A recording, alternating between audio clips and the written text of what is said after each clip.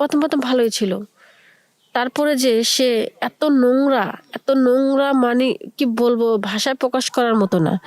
সে যে এত নোংরা, তার উপরও নোংরা, তার ভিতরেও নোংরামি, তার মনটাও নোংরা। মানে এক কথা ভাষা প্রকাশ করা যায়, সে মানুষটা পুরাই নোংরা।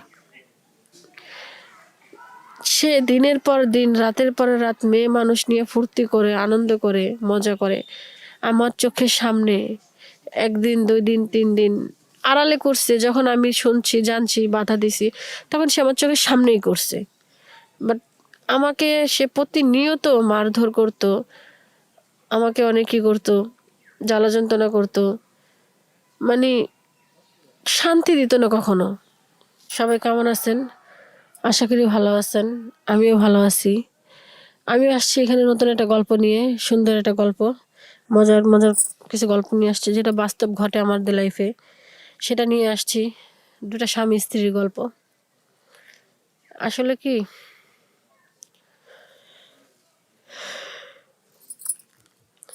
মানুষের লাইফে অনেক কিছু ঘটে যায়, যা ঘটে তা রটে, না ঘটলে কোনো কিছুই রটে না। ঠিক ওই রকম কিছু গল্প নিয়ে আমি আসছি আপনাদের মাঝে। আমার বিয়ে হয় একটা ভালো ছেলের সাথে। আমার বাবা মা তাকে খুব ভালো দেখে তার কাছে আমাকে বিয়ে দেয়।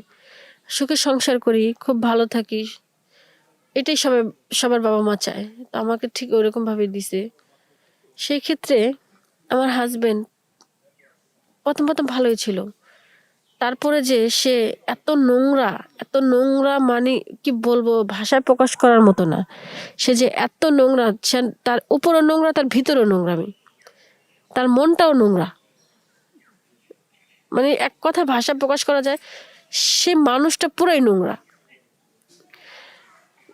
সে দিনের পর দিন, রাতের পর রাত মেয়ে মানুষ নিয়ে ফুর্তি করে, আনন্দ করে, মজা করে। আমার চোখের সামনে একদিন, 2 দিন, 3 দিন আড়ালে করছে। যখন আমি শুনছি, জানছি, বাধা দিছি, তখন সে আমার চোখের সামনেই করছে। বাট আমাকে সে প্রতিনিয়ত মারধর করতো, আমাকে অনেকই করতো, জ্বালা যন্ত্রণা করতো, মানে শান্তি দিত না কখনো। এক কথা প্রকাশ করা যায়, আমি নির্যাতনে ছিলাম প্রচন্ড। অনেক নির্যাতন করতো আমার উপরে। সে সবসময় বলতো একটা কথাই, চলে যাও, তুমি চলে যাও। আরে চলে যাবো কেন? চলে যাবার জন্য কি আমাকে আনছো? ওর এই কথা বলতাম আমি। মেয়েদের বলতাম, আচ্ছা তোমরা কি দেখে ওর কাছে আসো? ওর বউ আছে, সংসার আছে, তোমরা তো জানো না, জানি না শুনে কেন আসো? তখন সবাই বলতো, ওর বউ আছে, যা আছে আমরা জানি, আমাদের ভালো লাগে আসি, এগুলা বলতো।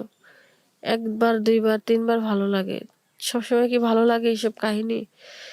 এক এক দিন এক একটা মেয়ে আনতো। রাত্রে একটা মেয়ে আনলে সেটা সকালে চলে যেত, সকালে একটা মেয়ে আনলে সেটা বিকালে চলে যেত। এভাবে মেয়েদের সাথে রঙ্গলীলা করতো।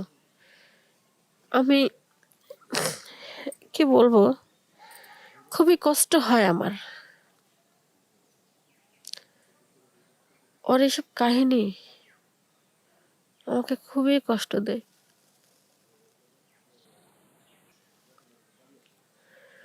এতটা পরিমাণের কষ্ট দেয় আমাকে, যা ভাষায় প্রকাশ করার মতো না।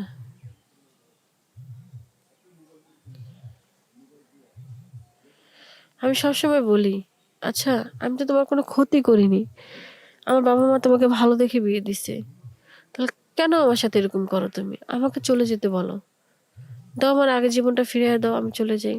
সেটাও করবে না। তাহলে কেন আমার সাথে এরকম করো? কি দোষ ছিল আমার? আমি তোমার কি ক্ষতি করছি? কখনো সেটার উত্তর দিত না। সবসময় একই কথা, চলে যাও, চলে যাও, আমি এগুলোই করবো, সহ্য না হলে চলে যাও, সহ্য না হলে চলে যাও। কোন মেয়েটা এরকম সহ্য করবে? কোন মেয়েটা? তুই যখন আমার চোখের সামনে এগুলো করস, আমিও দেখি করতে পারি কিনা। ওর কারণে এখন বাধ্য হয়ে আমারও খারাপ পথে যেতে হয় ওকে ভালো পথে আনার জন্য। সেক্ষেত্রে আমিও শুরু করি ওর মতো। আমি সবার সাথে কথা বলি, মানে আমার কারোর সাথে কথা বলাও পছন্দ করতো না। আমার কারোর সাথে কথা বলা পছন্দ করতো না। লাস্ট পর্যায়ে দেখলাম কি, ওরে আমাদের বাড়ির কেয়ারটেকার কাজের ছেলে, ওর বোর সাথেও থাক, ওর বোর সাথেও সে এসব কাজ করে। মানে আমার কাছে তখন আমার রুচিতে বাঁধলো যে আমার বাড়ির কেয়ারটেকার কাজের ছেলে তার ওয়াইফের সাথে সে রঙ্গলীলা করে বেড়ায়। কতটা নিচে নামলে মানুষ এই কাজগুলা করে, কতটা নিচে নামলে। ও কাউকে ছাড় দেয় না, কাউকে না, নিজেকে নিজে খুব বড় মনে করে। আমি জানি না কেন ও এগুলা করে।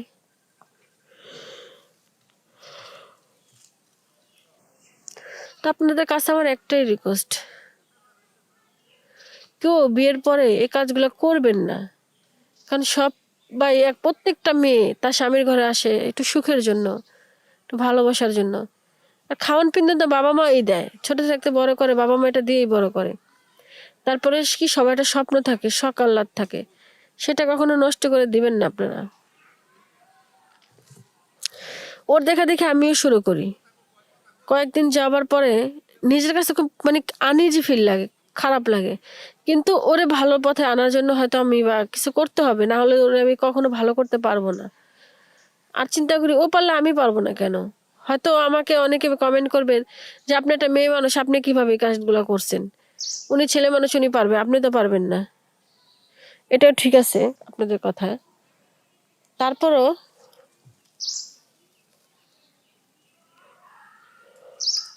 কয়েকদিন যাবার পরে ওর ভুলটা বুঝতে পারে। ভুলটা বোঝার পরে আমাকে বলে যে তুমি পথ থেকে সরে এসো। তখন আমি বলি আমার আর সম্ভব না। ও অনেক কান্নাকাটি করে, পায়ে হাতে ধরে, অনেক কিছু করে। পরে আমি বলছি দেখো আমাকে খারাপ বানানো পুরাটাই তুমি, কারণ তোমার কারণে আমি খারাপ হয়েছি, তোমার কারণে বাধ্য হয়েছি আমি খারাপ হতে। তো সেই ক্ষেত্রে তুমি আমার সাথে কোনোভাবেই রাগ করতে পারো না। পরে বলছেন না ঠিক আছে, আমি তোমার খারাপ হতে বাধ্য করছি, কিন্তু একটা কথা কি, মানুষের লাইফে অনেক কিছু ঘটে। আমি অনেকেরই বলি সবাই নিজের হাজবেন্ডকে একটু ভালো রাখার চেষ্টা করুন, যাতে সে কখনো এসব মেয়েদের নিয়ে কোনো কিছু করতে না পারে। আর প্রত্যেকটা বাবা মাকে বলি মেয়েকে বিয়ে দিলে দায়িত্ব শেষ হয়ে যায় না, কারণ মেয়ের জামাই কি করে না করে এগুলো দেখতে হবে। হয়তো অনেক মেয়েরা স্বামীর এই অসম্মানী হবে, ছোট হবে, সেই কারণে বাবা মার কাছে যা বলে না, তারা নিজেদের কষ্ট নিজেরাই সহ্য করে। তো আপনাদের সেটা খেয়াল রাখতে হবে কি যে মেয়েটা কেমন আছে, কোন হালে আছে, কি করতেছে। এটা না করলে আপনার মেয়ের জীবনটা পুরো নষ্ট হয়ে যাবে। অনেকেই অনেক বোনরা আছে তারা সুইসাইড করে। তো যদি আপনারা সেই খেয়ালটা না রাখেন তখন কিন্তু অন্য পর্যায়ে চলে যাবে। যাই হোক, আমার কথাটা যদি কারো ভালো লেগে থাকে আমাদের চ্যানেলটা লাইক কমেন্ট শেয়ার করবেন। আর যদি খারাপ লেগে থাকে প্লিজ সবার কাছে আমি ক্ষমা চাচ্ছি, কেউ কোনো বাজে কমেন্ট করবেন না, বাজে মন্তব্য করবেন না। পারলে আমাকে একটু ভালো সাজেশন দিয়েন, আর না পারলে থাক, আপনাদের কিছু বলা লাগবে না। আজকের মতো এখানেই শেষ। সবাই ভালো থাকবেন, সুস্থ থাকবেন। আশা করি আর কিছু বোঝানো লাগবে না আপনাদের। আসসালামু আলাইকুম, আল্লাহ হাফেজ।